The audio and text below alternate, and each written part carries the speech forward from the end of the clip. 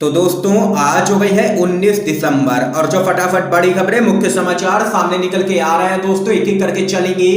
तमाम बेहद बड़ी खबरें आगे इसी वीडियो में जानेंगे। हर वो जरूरी अपडेट आप तक पहुंचाएंगे जो खबरें जानना आप लोगों के लिए बहुत ही जरूरी है। लेकिन उससे पहले दोस्तों आप लोगों से एक छोटा सा निवेदन है कि अगर आप लोग भी खुलकर के किसानों के समर्थन में खड़े हैं और तीनों ही विवादित कृषि कानून को रद्द करने की मांग करते हैं तो अभी इस वीडियो को लाइक कीजिए, चैनल को सब्सक्राइब करके बेल के आइकन को जरूर दबा दीजिए दोस्तों और लगातार हमारे साथ बने रहिए।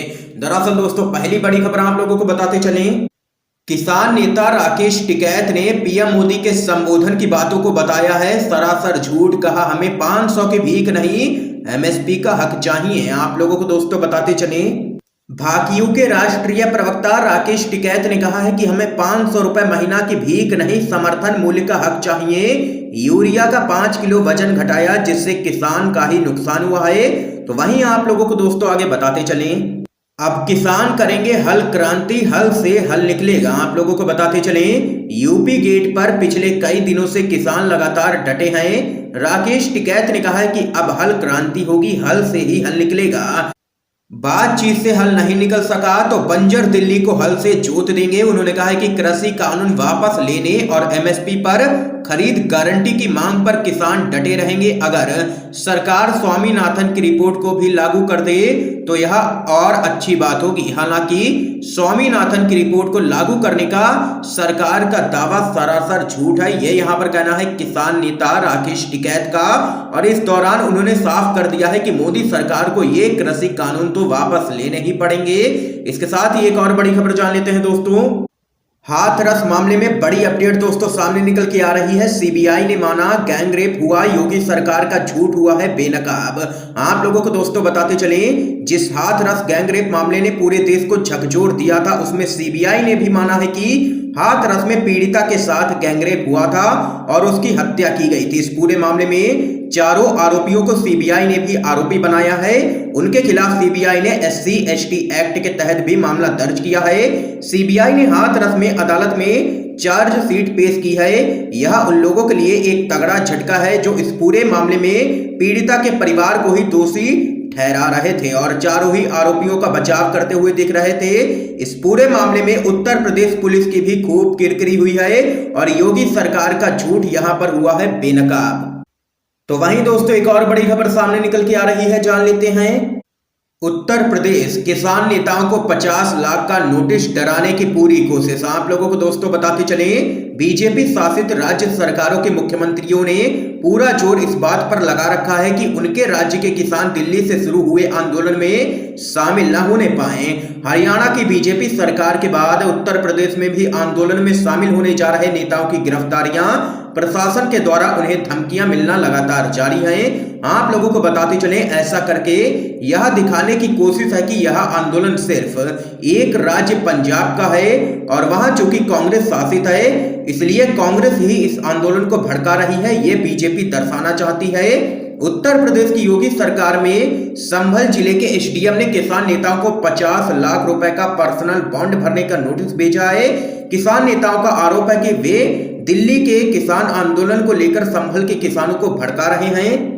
जैसे ही यह बात सोशल मीडिया पर वायरल हुई और यूपी सरकार की फजीयत हुई तो सफाई आई कि 50 लाख रुपए की रकम क्लर्क की गलती से लिखी गई है और अब इसे कम कर दिया गया है। देख सकते हैं कि योगी सरकार की तरफ से किसान नेताओं को डराने और धमकाने की यहां पर कोशिश की जा रही है।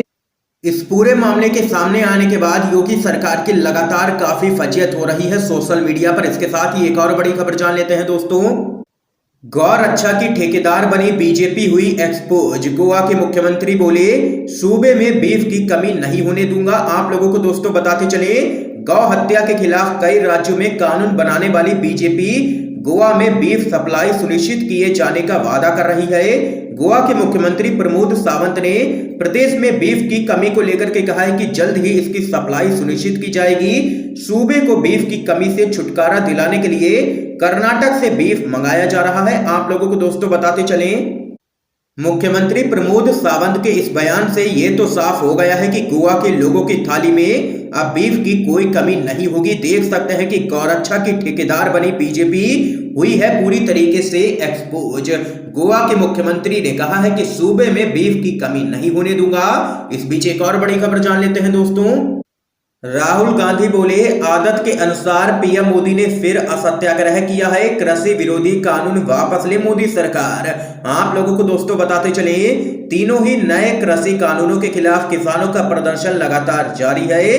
किसान आर पार के मूड में ही नजर आ रहे हैं। किसान तीनों कृषि कानूनों को रद्द करने की मांग लगातार कर रहे हैं, लेकिन मोदी सरकार ने ऐसा करने से इनकार कर दिया है। किसान हाड़ कांपने वाली ठंड में भी दिल्ली के बॉर्डर पर लगातार प्रदर्शन कर रहे हैं। किसानों का कहना है कि जब तक इन काले कानूनों को वापस नहीं लिया जाता है, उनका प्रदर्शन चलता रहेगा। इसी मुद्दे को लेकर के राहुल गांधी ने पीएम मोदी पर जोरदार हमला बोला है। आप लोगों को दोस्तों बताते चले, कांग्रेस के नेता ने कहा है कि सरकार किसानों की बात सुने और कृषि विरोधी कानून को तत्काल वापस ले। राहुल गांधी ने कहा है कि असत्याग्रह करना पीएम मोदी की आदत है और उन्होंने अपने आदत के अनुसार आज फिर वही किया है। राहुल गांधी ने ट्वीट कर लिखा, आदत के अनुसार मोदी जी ने फिर असत्याग्रह किया है। उन्होंने आगे लिखा, किसानों की बात सुनो, कृषि विरोधी कानून वापस लो सरकार। ये यहाँ पर दोस्तों देख सकते हैं, राहुल गांधी ने एक बार फिर से कृषि कानूनों को रद्द करने की मांग की है मोदी सरकार से। इस बीच एक और बड़ी खबर सामने निकल के आ रही है दोस्तों। आईपीएस अधिकारियों को लेकर के केंद्र और बंगाल में बढ़ी है तकरार, सुप्रीम कोर्ट जाएंगी ममता बनर्जी। आप लोगों को दोस्तों बताते चले, पश्चिम बंगाल के मुख्यमंत्री ममता बनर्जी ने कैडर के 3 आईपीएस अधिकारियों की केंद्रीय प्रतिनियुक्ति किए जाने पर केंद्र की मोदी सरकार को आड़े हाथों लिया है। मुख्यमंत्री ममता बनर्जी 3 आईपीएस अधिकारियों के प्रतिनियुक्ति के खिलाफ सुप्रीम कोर्ट जाने की तैयारी में है। सूत्रों ने यह बड़ी जानकारी दी है। सूत्रों ने बताया है कि केंद्रीय गृह मंत्रालय और राज्य सरकार के बीच राज्य में कानून व्यवस्था की स्थिति पर एक आभासी बैठक आयोजित की गई। इस बैठक के बाद ममता बनर्जी ने साफ कर दिया है कि वो सुप्रीम कोर्ट जाएंगी। इसके साथ ही एक और बड़ी खबर सामने निकल के आ रही है दोस्तों। प्रदर्शनकारी किसानों पर 50-50 लाख के मुआवजे के मुकदमे ठोक रही है बीजेपी सरकार। अखिलेश यादव ने लिया है योगी आदित्यनाथ को निशाने पर। आप लोगों को दोस्तों बताते चले, उत्तर प्रदेश के संभल जिले में किसान आंदोलन में हिस्सा लेने वाले किसानों को नोटिस भेजकर 50,000 का मुचलका भरने के लिए कहा गया है। जिले के 6 किसान हैं जिन्हें नोटिस भेजा गया है। पहले इन्हें 50 लाख के नोटिस भेजे गए थे, लेकिन बाद में इसमें संशोधन कर 50,000 कर दिया गया। तो वहीं इस पूरे मामले में दोस्तों आप लोगों को बताते चले, समाजवादी पार्टी के राष्ट्रीय अध्यक्ष अखिलेश यादव ने योगी सरकार पर निशाना साधा है। अखिलेश यादव ने कहा है कि किसानों को सुप्रीम कोर्ट से प्रदर्शन करने की अनुमति मिल गई है, लेकिन उत्तर प्रदेश की बीजेपी सरकार प्रदर्शनकारी किसानों पर प्रति किसान 50-50 लाख के मुआवजे के मुकदमे ठोक रही है। उन्होंने कहा है कि बीजेपी जैसी जन विरोधी सरकार आज तक नहीं आई है। ये यहाँ पर अखिलेश यादव ने योगी सरकार पर किया है जोरदार हमला। इसके साथ ही एक और बड़ी जानकारी जान लेते हैं दोस्तों।